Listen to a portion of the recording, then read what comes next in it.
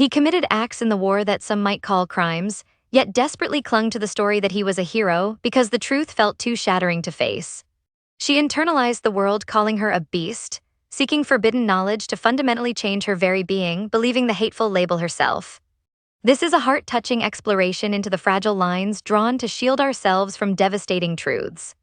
Prepare for an unexpected journey through deep pain towards reclaiming humanity. The waiting room smelled faintly of disinfectant and old paper.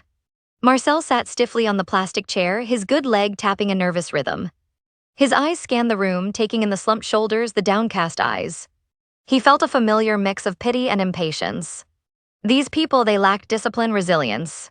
Not like him. He'd faced real hardship, seen real conflict. He straightened his back, trying to project the strength he desperately needed to believe he still possessed. Then he noticed her. Sylvain. She was huddled in a corner, clutching a worn application form. Her fur, usually a deep brown, looked dull under the harsh fluorescent lights. Her claws tapped silently on the form. Marcel recognized the look, the deep unease, the fear of judgment. He felt a flicker of something uncomfortable, maybe empathy, but quickly pushed it down. Weakness. He couldn't afford it. He cleared his throat. Waiting long, his voice was rougher than intended. Sylvain jumped, startled. Her eyes, wide and dark, met his for a second before darting away. A while she mumbled, her voice barely a whisper. These places, Marcel sighed, gesturing vaguely. Full of people needing handouts. You gotta be tough, you know. Show them you're not just looking for sympathy. He meant it as advice, a piece of hard-won wisdom from his own struggles. But it came out sounding harsh, judgmental. Sylvain flinched as if struck. She looked up again, and this time her gaze held a spark of defiance, mixed with a profound sadness that ached in its honesty. Tough, she repeated, her voice gaining a slight edge. Is that what you see? Someone looking for sympathy? She clutched the form tighter. Maybe some of us are just trying to prove we're not what everyone already decided we are.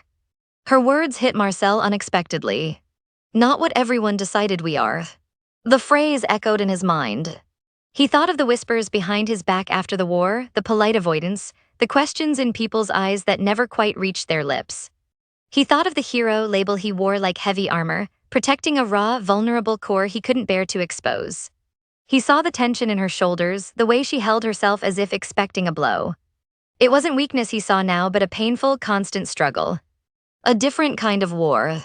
He remembered the story of the donkey in the well, shaking off the dirt, stepping up. Was that what she was doing? Was that what he was trying to do, burying the past under layers of denial? Sometimes, Marcel began, his voice softer now, uncertain, sometimes the labels stick. Whether you want them to or not, he wasn't sure if he was talking about her or himself. The admission felt like a crack in his armor, terrifying but also relieving. Sylvain looked at him, really looked at him this time. She saw past the stiff posture, maybe glimpsing the internal conflict, the hidden pain. A flicker of understanding, a moment of unexpected connection passed between them. It wasn't friendship, not yet. It was the quiet recognition of shared humanity, the kinship of two souls carrying heavy burdens. Yes, she whispered, the single word filled with a weight of experience that resonated deeply within him. They stick. The moment lingered, fragile and raw. Then the receptionist called a name, breaking the spell. Sylvain stood up, smoothing her application form with trembling hands.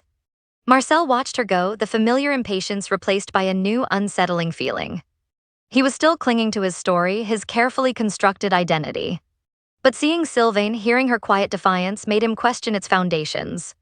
The truth, the real emotional truth, felt dangerous, like unstable ground beneath his feet. He knew his own journey was far from over. Facing the past, the real actions and their consequences required a different kind of courage, a bravery he wasn't sure he possessed. And Sylvain, her quest for transformation, her fight against a label she hated yet half believed, her path was fraught with its own perils. Could she find acceptance not by changing her being, but by finding strength in her authentic self? Could he? Their stories, like so many real-life narratives, were not simple tales with easy answers. They were ongoing struggles, filled with setbacks and small victories, aching vulnerability and fierce hope. The emotional weight of their pasts, the challenges of their present, these threads remain tangled, the path forward uncertain. Their journey towards healing and self-acceptance is just beginning. There are many obstacles still in their path, many truths yet to face. What choices will they make? How will they navigate the complexities of their own hearts and the world around them? If this emotional, heart-touching story resonated with you, please give it a like and share it with others who might find inspiration in these real struggles. Subscribe to keep following more motivational stories about life, resilience, and the enduring power of the human spirit. We all have a story, and sharing them helps us know we are not alone.